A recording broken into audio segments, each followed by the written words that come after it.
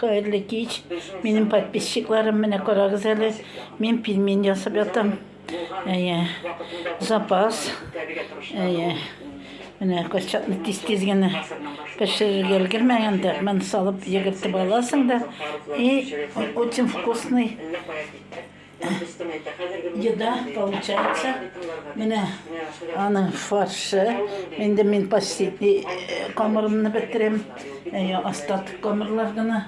Менә хәзер аннары үзебездә пешереп ашыйбыз.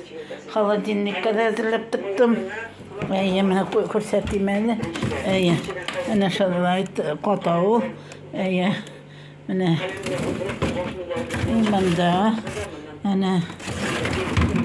иманда. Менә шулай итеп әзерләп куям мин. Шуны менә фаршы. Хәзер менә монда мин bir ürdek pepesi koyup, ürdek pepesi koydum da şopasını yasadım. Azim yani alamda mene şöyle ittirip onun şopasına gına salam. Bu ürdekleri de bazardan aldık bu yılgı свежий. İmin şunlarga pilminler salıp aşıyız pişirip Allah verse. Приятного аппетита всем. Счастья, здоровья всем. İsenlik, sağlık, бәхет телим барчабызга да. İsenlik менен yaşarга насип etsin.